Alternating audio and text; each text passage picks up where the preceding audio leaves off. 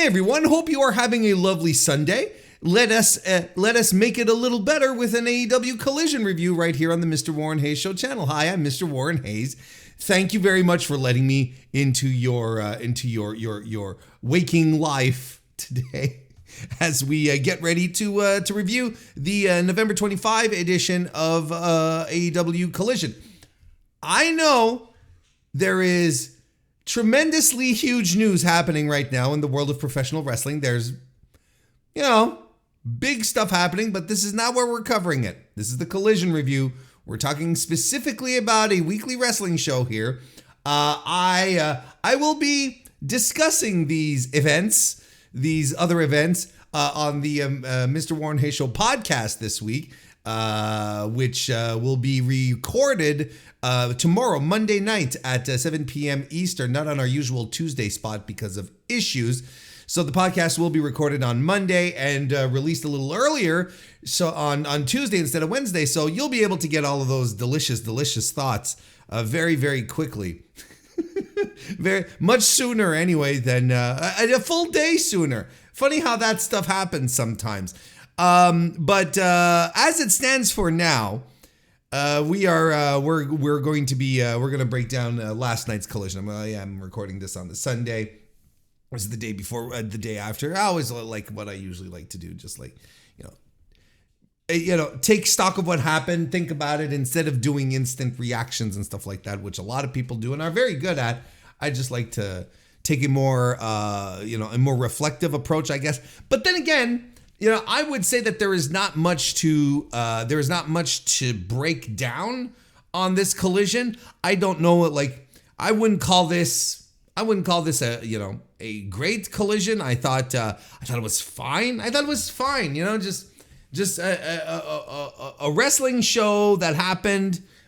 Stuff happened. We got some good stuff on the show, but it was fine. Nothing that'll tear the house down. Maybe this was by design at the same time. We were doing a full 3-hour block of AEW programming on Saturday where you had the Rampage beforehand.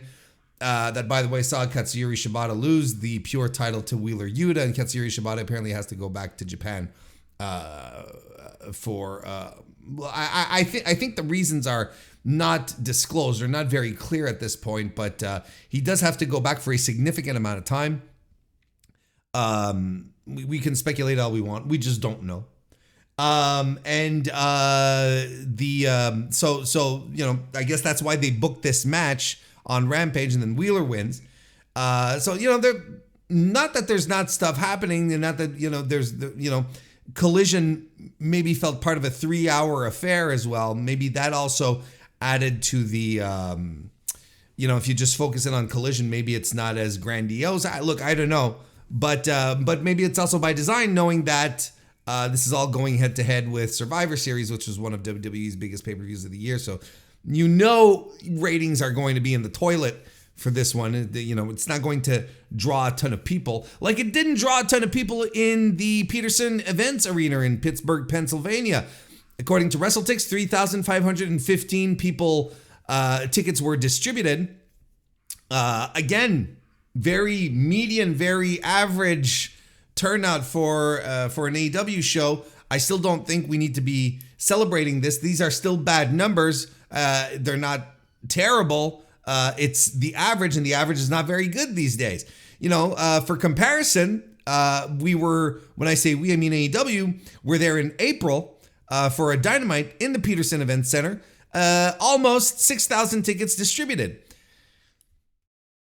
So, tell me what has happened since the spring to now that the turnout is so low. What's going on with AEW? Well, there's a couple of theories going around there. We're not crunching those necessarily today, and I've talked about them on different podcasts. I don't want to necessarily rehash all of this either, but the trend continues, and it's still not what is the reversal of fortune that is going to be required for AEW to start feeling hot again? I think, there's a couple of fixes that could be done very short term, but there's some long-term planning that is also required here that I felt they had for a while. Doesn't quite feel like that anymore. But let's get to the show. Let's start breaking this down. The show opened up with a match of the Blue League for the Continental Classic, where Claudio Castagnoli defeated Daniel Garcia. I thought this was fine. Good little match. More than fine. I thought it was a good match. Basically here the story is that Claudio has Daniel Garcia outclassed, outmanned, outpowered. Like he's just running roughshod over old Dan here, who he's got him on the floor. Him being Daniel, he gets him out on the floor. Daniel Garcia gets Claudio out on the floor, which is, one of the only moments in this entire match where he has any real upper hand. He drop kicks Claudio, but Claudio swings him into the rails back and forth. Some good stuff, and back in the ring, Garcia tries some stuff. He works out of a sharpshooter, locks in an ankle lock. He kicks out of a pop-up powerbomb, but the Ricola bomb puts him away. Claudio gets his first 3 of the tournament. He is up on the board. Look, a fine, solid match. We're still not hitting any highs here in the tournament. These aren't matches that are blowing your mind. I'm going to talk about it more on Monday, but right now, what the Continental Classic needs, the Collision Classic would still be a very good, still very, very good for the alliteration and whatnot. But what the Continental Classic needs right now is is for these matches to make them for these matches to stand apart from what you typically get on AEW, right? They need to have like this extra little oomph to make them feel like they're really special as being a part of this tournament. Right now, and as good as Moxley and Mark Briscoe was, they all kind of feel like Dynamite matches, which isn't bad. Complaining with your belly full is something odd, I will agree, but nonetheless, if you want, this tournament to feel special, come across as the best, tournament in North America, as Eddie Kingston is going to say in a couple of minutes, then it has to, you have to do something to make these matches feel next level so that the tournament becomes even more meaningful, if that makes sense. So yeah, Eddie Kingston cuts this promo after the match from backstage, explaining why the Continental Classic is important to him. That's fine. Next, we had the former Luchasaurus, aka Killswitch, in his new silver-tinted gear, defeating the boys in a handicap match. So that, it is what it is. It's fine. After the match, Killswitch sets up a steel chair and he chokeslams one of the boys onto it. And Adam Copeland his music hits, to a big reaction from the crowd, of course. He sneaks up from behind Luchasaurus with a steel chair, and he just waylays on Killswitch with the chair. And then he rips a leg off one of the chairs, uses it to apply a crossface, and then does a concerto. Killswitch is still moving, trying to get back to his feet. Well, Copeland curb stomps him and gives him another concerto. Ultra-violent Adam Copeland here. That leads us to backstage a little later. I think it's after the commercial, in fact. Copeland is backstage with Lexi Nair, and he talks to Christian. Well, Christian's not there. You know what I mean. He addresses Christian, I guess is what I should say. And he says everything that happened to Nick Wayne and Killswitch is his fault. When Christian said he was going to break his neck, Adam Copeland's neck, and said that he was going to put him in a wheelchair, that his kids would look at him and say, oh, my dad used to be something. That's when he crossed the line. Copeland says he's now the hunter, and he challenges Christian to a match for the TNT title at the December 6th episode of Dynamite, which is going to be in Montreal, Quebec, Canada. There's a reason for me to hit the highway and drive up there. The House of Black duo of Buddy Matthews and Malakai Black defeat Gravity and Komander. I thought this was fine. I thought and I thought, listen, I think Gravity was the weak link here. The weak was the weak link here. He looked he was rough. He blew a couple of spots with there was one early one with Malakai Black where it was just awkward, and it took a little time for the match to regain its composure. Komander was fantastic here per usual. I feel like the House of Black should be they should wrestle like they're scythes, just cutting down people with tremendous strikes and formidable blows, I guess.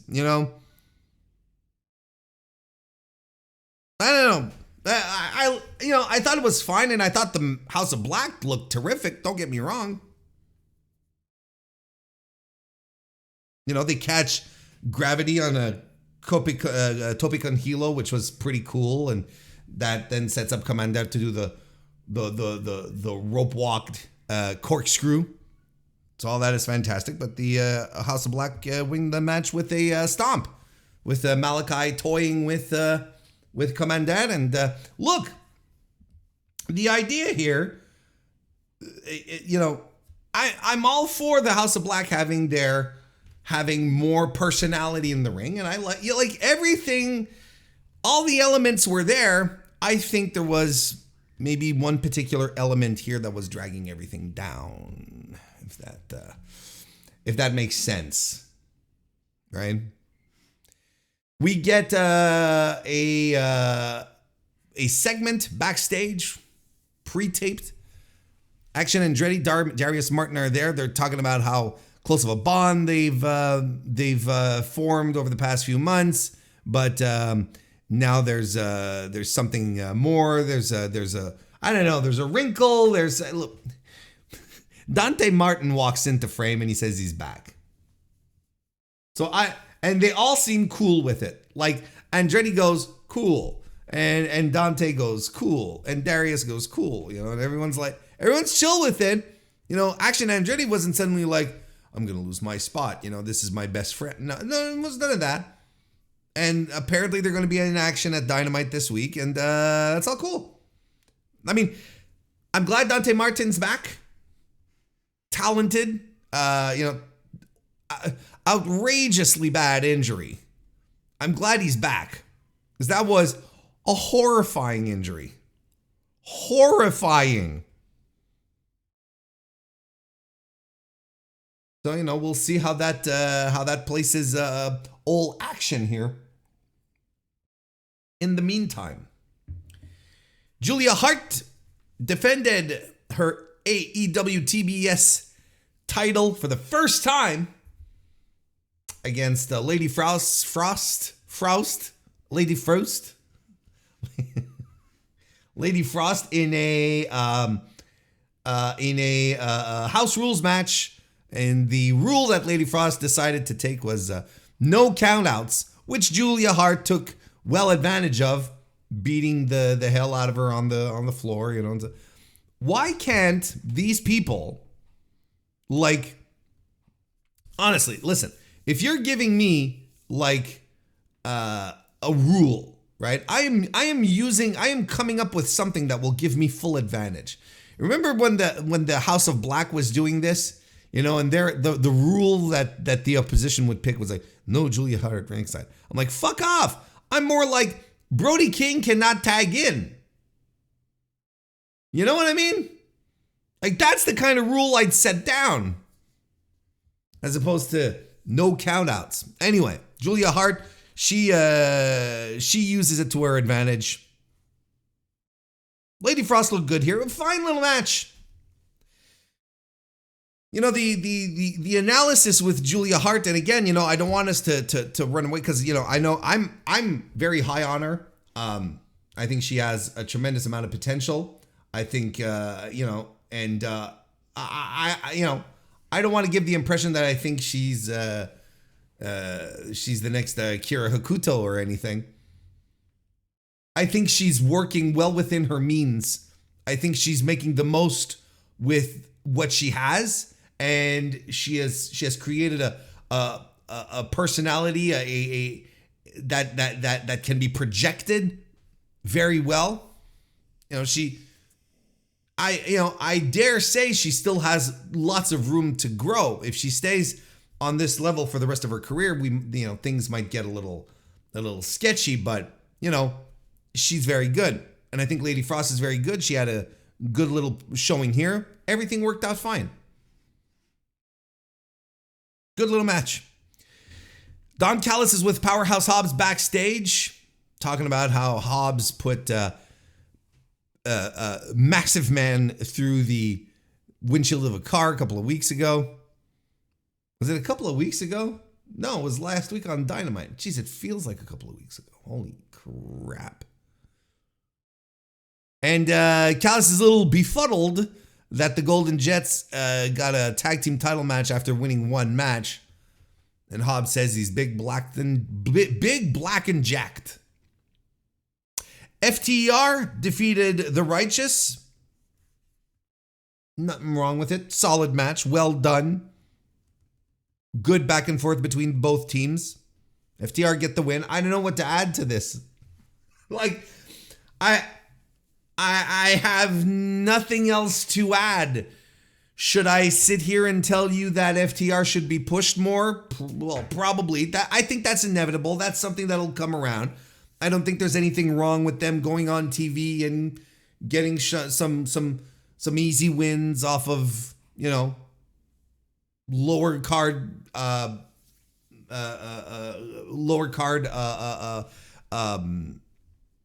performers, acts, tag teams. Jesus, I'll get the words out. Should the Righteous be inclined to do more? Probably. And, they were talking about their affiliation with Jake Roberts again.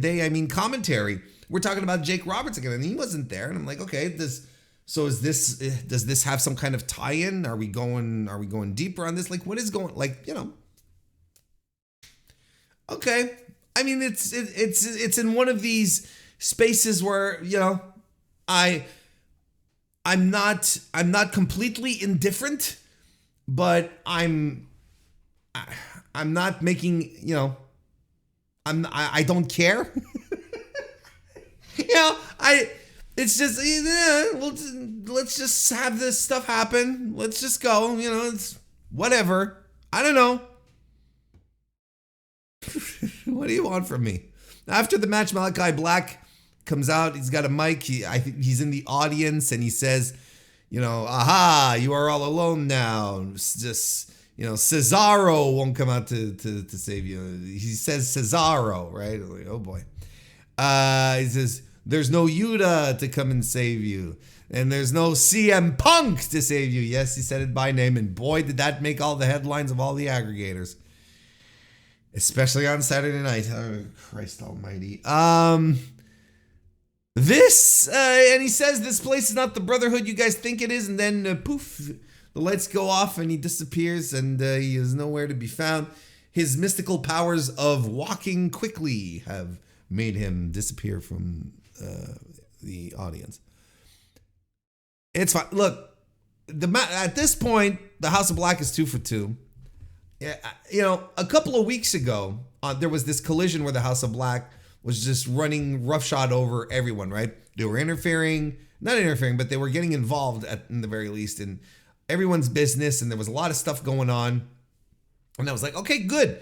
Let's have a House of Black that's going to just like, tear shit up. Just like be the wild cards and just,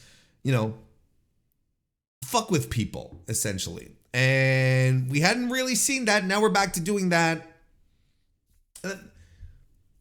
I feel like they could be more of a presence, more of a force. I feel like they're over. I think people, when it comes to the House of Black, I think fans are just waiting for an excuse to cheer for them, if that makes sense. I think they want to support the House of Black. They're just waiting for a reason to do it, if that makes sense.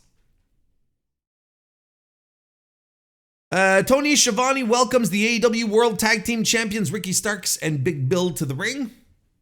Both Starks and Bill have a turn on the mic. Bill was very good here, going over, very succinctly going over his history with alcohol addiction, with depression, saying that he always knew he'd make it back to the top, even when, everyone else discounted him, told him he was washed. He knew he'd be back. And you have to give this guy every inch of credit in the world for building himself back up and staying on course in an industry that is, still to this day very susceptible to reignite. Still very susceptible to reignite. What's the word I'm looking for? Vices. Tear you down from your struggles with whatever demons you're handling right now.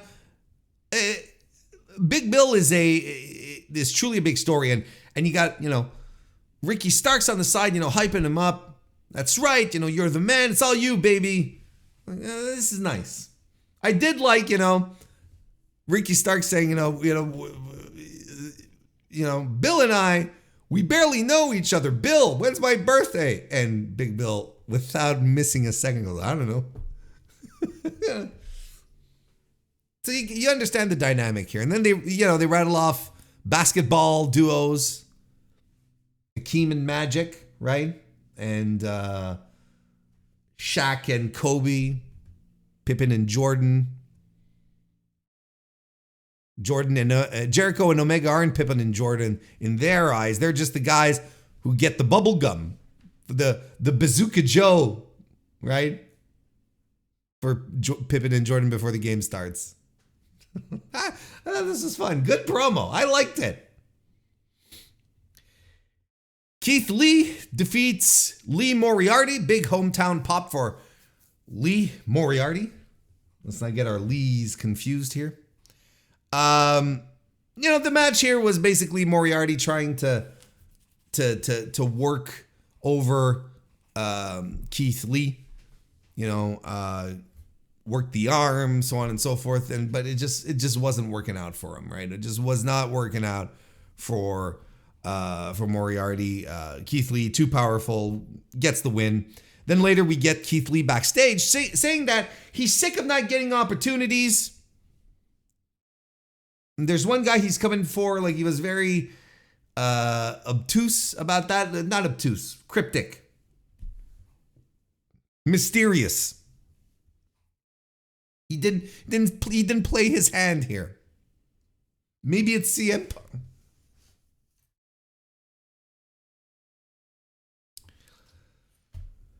And then the main event was the other Blue League match for the Continental Classic, the C2, where Brody King defeated Eddie Kingston to get his first 3 points.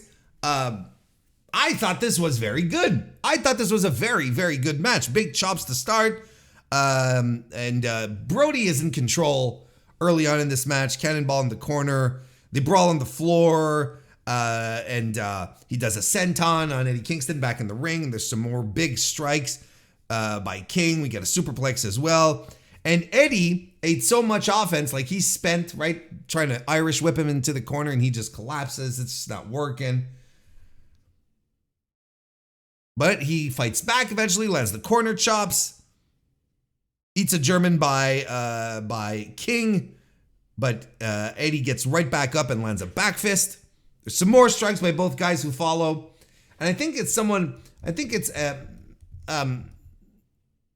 Andrew Rich of the Music of the Mad podcast. He in our little group, he said that there's this one chop that Eddie Kingston does that he had never heard a chop sound like that, kind of like a teeing off at a golf course, right? The sound that it makes when you tee off. I was paying extra attention when I was listening to it because I watched Survivor Series live and I watched Collision after. And the sound, and he was right, the sound it makes is not like it's not like the usual slap that the chops make. It's just like, it did sound like someone was teeing off. Enziguri and DDT by Eddie Kingston, an exploder and a half suplex, and a Saito on top of that.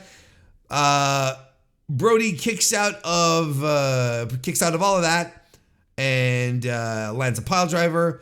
Eddie Kingston hits a back fist, but the Gonzo Bomb puts it away for Brody King in what I consider this to be the first big surprise of the tournament. Right? I mean, Eddie is putting his titles up on the, for the duration of the tournament. I think a lot of people were, and still are, expecting maybe Kingston to win so that he retains all these titles. And, because we don't know how this is all aligned with New Japan. We don't know what the plans are for the Strong title, so on and so forth. So there's a lot of people holding out hope that our boy Eddie might be the guy. And him starting at a deficit, losing his first match, I think this is a surprise. And I think it wasn't driven across enough by commentary here. Because again, you would have expected the champion here coming into this tournament, the guy who laid everything, so they keep underscoring how, Eddie Kingston is laying everything on the line here. He went all in this tournament. All of his stuff, it's all, all of his life's work, right, as he likes to call it, is on the line here. That's fine. That's fine and dandy. But in the meantime, when he loses, you're like, oh, a big win by Brody King. I think this story here easily could have been shocker. A surprise victory. No one was really expecting this. Eddie came in as the favorite, blah, blah, blah. You don't have to call this like an underdog victory. I don't think Brody King is an underdog type of guy. But I think more emphasis could have been put on Eddie losing here, being a big deal and being like the first big wrinkle that this tournament has, right? I'm convinced Brody King was a bracket buster, even though there's no brackets here, but you know what I mean. That he was the first bracket buster for a lot of people's tournament here. Here's where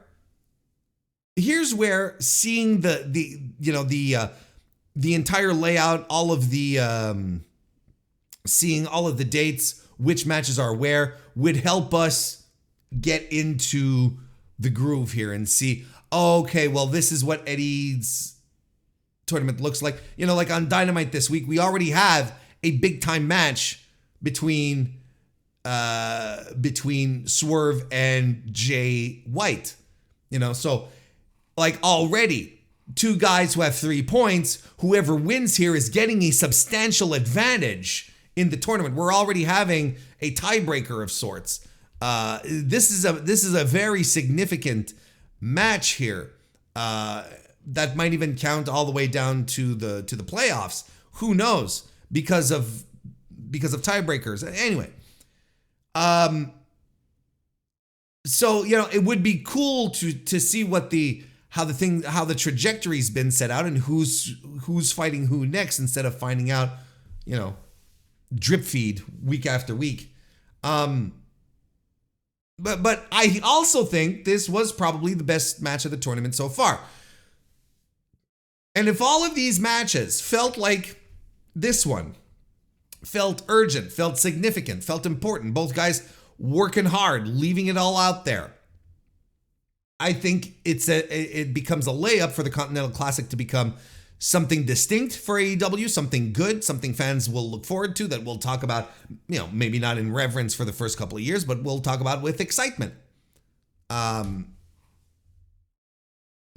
I think this is a good template. Just like I wanted on Dynamite on the first the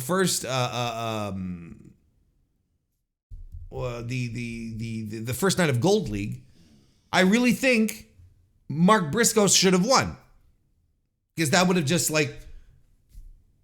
completely changed the conversation. Just 100% flipped it around. Would have been completely different. That's what I would have done.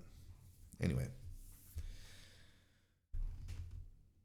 So there we go. That was Collision. Again, fine show. Nothing that I think, it's not that deep.